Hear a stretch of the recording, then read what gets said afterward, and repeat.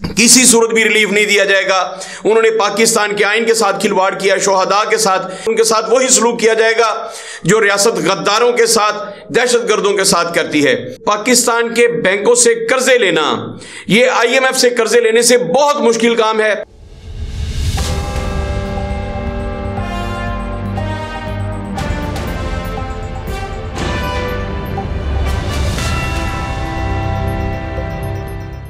औज़ुबिल्लाहिमिनश्शैतानिर्रजीम, बिस्मिल्लाहिर्रहमानिर्रहीम। अस्सलाम वालेकुम नाज़रीन, मैं हूँ आपका होस्ट इदरीस नाज। आप देख रहे हैं नाज बरदारियाँ। मोहतरम नाज़रीन, जनाब मियां मोहम्मद शहबाज शरीफ दूसरी मरतबा वज़ीर-ए-आज़म मुंतखब हो गए हैं। 201 वोट लिए उन्होंने और उनके मद्दे मुकाबल उमर अयूब साहब को सिर्फ 92 वोट मिले।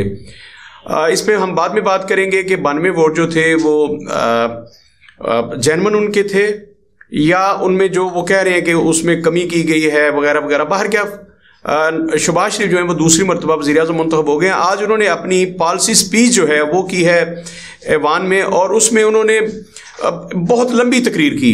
लेकिन अफसोसनाक बात यह है कि शहबाज शरीफ साहब की बात जो है, उनकी पूरी की पूरी स्पीच सिर्फ लफ्ज़ों का गोरख धंधा थी, उसमें लफ्ज़ों का हेर फेर था। कोई ऐसा बड़ा रिलीफ वो अवाम को देने में नाकाम रहे।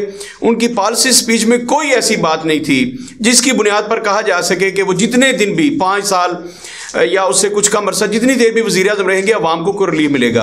लफ्ज़ों का गोरख धंधा था। वही सारी स्पीच जो इलेक्शन से पहले थी कि हम बिजली सस्ती कर देंगे, हम पावर सेक्टर पे जब उसे लाएंगे तो हम सोलर एनर्जी पे जाएंगे, हम शमसी एनर्जी पैदा करेंगे।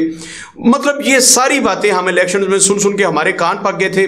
मुस्लिम लीग नून ने जो 200 यूनिट फ्री बिजली देने का वादा किया था उसके बारे में शहबाज शरीफ साहब के मुंह से एक लफ्ज़ नहीं निकला।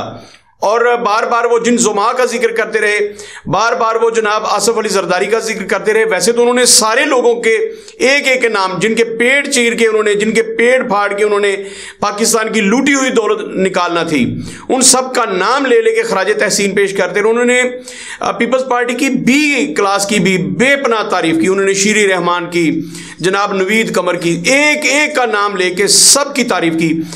जनाब आसिफ अली जरदारी को उन्होंने आज ही जनाब सदर कह के मुहातिब किया। इसका मतलब कि वो ज़हनी तौर पर उन्हें अपना सदर मान चुके हैं। तो उन्होंने एक एक की तारीफ की, बेपनाह तारीफ की। तो ये बात साबित हो गई कि वो इलेक्शन में जो कुछ भी की उन्होंने सब बकवास था कि हम उनका पेट चीरेंगे। उन्होंने कहा कि हम तीर से शेर का शिकार करेंगे। इन्होंने सिर्फ इक़्तिदार तक पहुंचने के लिए ये सब कुछ किया, लफाजी की। और आज जब इक़्तिदार में बैठ गए हैं तो ये शेरो शक्कर नजर आए, उनकी बात पे तालियां पीटते नजर आए। पूरी की पूरी पीपल्स पार्टी और सारी की सारी पीपल्स पार्टी को खराज तहसीन पेश कर रहे थे। बार बार खराज तहसीन पेश किया जनाब शहबाज शरीफ साहब ने। और अफसोस इस बात का है कि जिन 4.5 करोड़ वोटों का वो जिक्र कर रहे थे कि हम सब ने मिलकर 4.5 करोड़ वोट लिए हैं और इसलिए हमारे पास सबसे ज्यादा, याद रखिएगा ये 4.5 करोड़ जो वोट मिले हैं ये 300 और 200 यूनिट बिजली फ्री को मिले हैं, ये अवाम के रिलीफ को मिले हैं। आपने जो लोगों के सामने चूरन बेचा था, जो लोगों से झूठे वादे किए थे, जो आपने उन्हें सब्ज बाग दिखाए थे, उसकी वजह से सारी जमातों को मिलके, जिनको आप PDM का तसलसल कह सकते हैं, लेकिन वो PDM इसलिए नहीं है कि PDM जिसने बनाई थी जनाब मौलाना फजलुर रहमान आपके सामने खड़े नजर आते हैं और वो आपको ललकार रहे हैं और वो बता रहे हैं कि मैं पाकिस्तान में बैठ के आपकी अपोजिशन करूंगा। बाहर क्या ये जो PDM की बाक़ियात थी, इन्होंने जिन 4.5 करोड़ वोटों का बार बार जिक्र किया शहबाज शरीफ ने, ये उन्हें मिले थे जो बिलावल भुट्टो जरदारी ने कौम के साथ झूठ बोला था कि मैं 300 यूनिट बिजली के फ्री दूंगा, मरियम नवाज ने जो झूठ बोला था कि हम 200 तक बिजली के यूनिट फ्री देंगे। ये उस वजह से आपको वोट्स मिले कि शायद ये लोग मुल्क की तकदीर बदलें। लेकिन आज फिर इन्होंने वही घिसी पिटी बातें की, वही सब कुछ था कि मैं नौजवानों को रोजगार दूंगा, मैं ये करूंगा वो करूंगा, बैंकों को पाबंद कर दूंगा कि लोगों को कर्जे दिए जाएं। मोहतरम नाज़रीन, मैं आपको वाज़ेह तौर पर बता दूं कि पाकिस्तान के बैंकों से कर्जे लेना, ये IMF से कर्जे लेने से बहुत मुश्किल काम है। जब तक आपके पास घर नहीं है, आपके पास गिरवी रखने के लिए जायदाद नहीं है, आप पाकिस्तान के किसी बैंक से 10 रुपए कर्जा नहीं ले सकते। पाकिस्तान में कर्जे आपको अपनी शख्सी जमानत पर सिर्फ एक दफा मिले थे जब परवेज मुशर्रफ का दौर था और शौकत अजीज जो थे वो पाकिस्तान के वजीर आजम थे। उन्होंने पाकिस्तानी बैंकों से कहा था कि जो भी कर्ज लेना आए आप उसका बैंक अकाउंट खोलें, उसे 5 लाख रुपए तक कर्जे दें और उससे उसी के चेक्स लें। इसके अलावा कोई शख्सी जमानत नहीं थी, किसी को अपना घर गिरवी रखने की जरूरत पेश नहीं है। ये परवेज मुशर्रफ का दौर था, एक डिक्टेटर का दौर था। और मुझे आज बरमला कहने दीजिए कि शहबाज शरीफ के 3000 अदवार भी हों तो उनसे एक डिक्टेटर का दौर बेहतर था। इस जमहूरियत पे लानत भेजते हुए मैं कहूंगा कि वो डिक्टेटर का दौर जिसमें पाकिस्तानियों को रोजगार के मौके मिले, नौजवानों को कर्जे मिले, ये अलग बात कि हमने कभी ऐसे कर्जे वापस नहीं दिए, पाकिस्तानियों ने वो कर्जे वापस नहीं किए, लेकिन ये परवेज मुशर्रफ का दौर था जब 5 लाख तक के कर्जे, जो शख्स कर्ज लेने गया उसी का बैंक अकाउंट खोला गया, उसी से चेक्स लिए गया और उसे 5 लाख रुपए का कर्जा दिया गया। शहबाज शरीफ साहब ने जिन कर्जों के ऐलान किए हैं ये सिर्फ उन लोगों को मिलेंगे जिनके पास कम से कम 50 लाख का घर होगा। 50 लाख के घर की रजिस्ट्री आप गिरवी रखेंगे, आपको 5 लाख रुपया मिलेगा।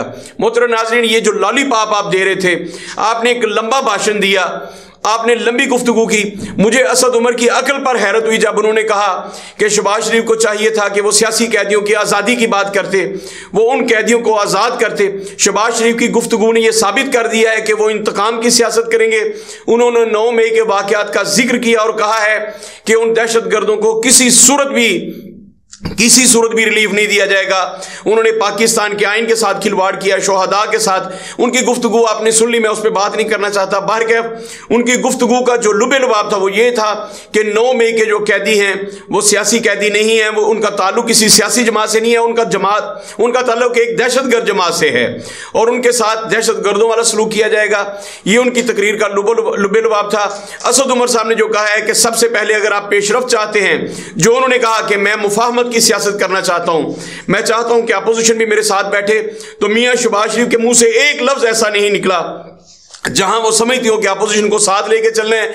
लिहाजा वो नौजवान जो पढ़े लिखे नौजवान थे, जिनका सारे का सारा फ्यूचर दांव पे लगा हुआ है, वो नौकरी नहीं कर सकते, वो बाहर जाकर इज्जत की रोजी नहीं कमा सकते, वो ऐलान करते कि उन नौजवानों को बाइज्जत तौर पर बरी करने का ऐलान किया जाता है। लेकिन मैंने शहबाज शरीफ की तकरीर को एक एक लफ्ज को सुना, उन्होंने जो मैसेज दिया है वो यही है कि 9 मई के जो कैदी हैं वो सियासी कैदी नहीं है, बल्कि वो तो दहशतगर्द है और उनके साथ वही सलूक किया जाएगा जो रियासत गद्दारों के साथ, दहशतगर्दों के साथ करती है। इसके अलावा उन्होंने कहा, ये लफ्ज हम सुनते रहते हैं, ये सियासी बयानिया था कि वो लोग जिनकी कैद 2 माह से कम है, ये है वो है, उनको हम रिहा करेंगे। बाहर क्या 9 मई के वाकयात के बाद के बारे में जो उन्होंने बात की है वो 2 टोक थी। खैर उससे मेरा कोई लेना देना नहीं कि वो 9 मई के मुलजिमों के साथ या मुजरिमों के साथ क्या सलूक करते हैं, रियासत उनके बारे में क्या रवैया अपनाती है।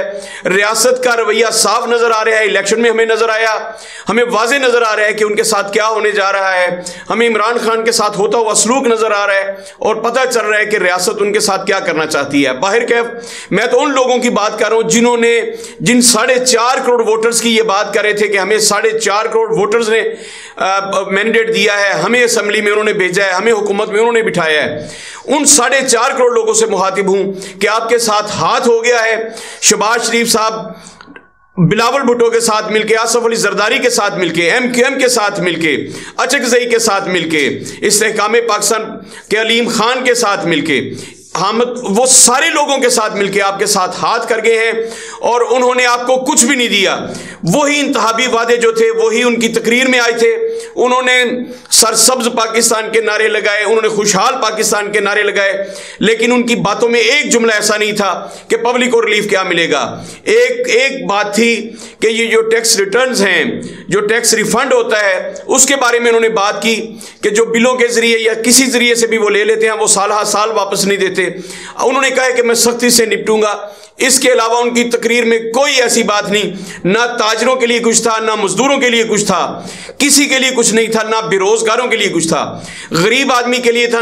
रमजानुल मुबारक आने वाला है, रमजानुल मुबारक में जो वो उन्होंने आवाम को पैकेज देना था उसकी भी बात नहीं की। ठीक 1 हफ्ते बाद रमजानुल मुबारक जो है उसका आगाज होने जा रहा है, लेकिन शहबाज शरीफ के मुंह पर एक लफ्ज ऐसा नहीं आया कि इस दफा भी मैं ड्रामेबाजी करूंगा, मैं मुफ्त आटा लेके जाऊंगा।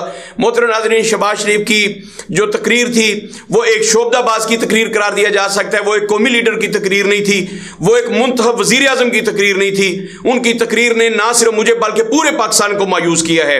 मैं नहीं कहता कि PTI को मायूस किया, उन्होंने पूरे पाकिस्तान को, उन 4.5 करोड़ लोगों को मायूस किया है जिन्होंने इन सारी पार्टीज को वोट दे के, मैंडेट दे के शर्म आनी चाहिए उस बिलावल भुट्टो को जिसने कहा था कि मैं 8 फरवरी को अपने तीर से शेर का शिकार करूंगा। आज वो शेर के सामने बिगी बिल्ली बने बैठे थे। ये सब लोग एक हैं। इक्तदार के लिए इनके अखलाकियात नहीं है, कोई इनके असूल नहीं है। इक्तदार के लिए किसी हद तक भी जा सकते हैं, ये इन्होंने आज साबित किया है।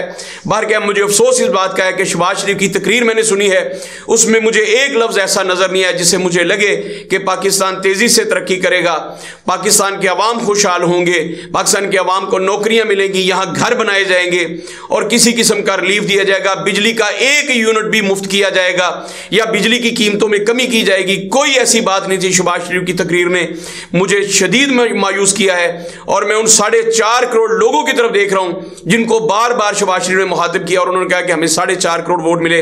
आप ये इस बात को सोचिएगा जरूर कि आपने 4.5 करोड़ वोट जो दिए हैं मुख्तलिफ जमातों को, वो तो एक जमात के निकले हैं। आपने तीर पर ठप्पा लगाया तो वो भी एक जमात का निकला। आपने किसी भी इंतहा निशान पर ठप्पा लगाया वो एक ही संदूकशी से निकला है। आपने जिसको वोट दिया वो एक ही संदूकशी से निकला है, एक ही मैंडेट निकला है। लेकिन अफसोस की बात कि वो सारे भूल गए। अब बिलावल भुट्टो जरदारी कहेंगे मैंने जो 300 वोट बिजली यूनिट फ्री देने का वादा किया था, मुझे तो हुकूमत नहीं मिली। अब्बा जी बेशक सदर पाकिस्तान बन गए लेकिन मुझे हुकूमत नहीं मिली। वो यही कहेंगे।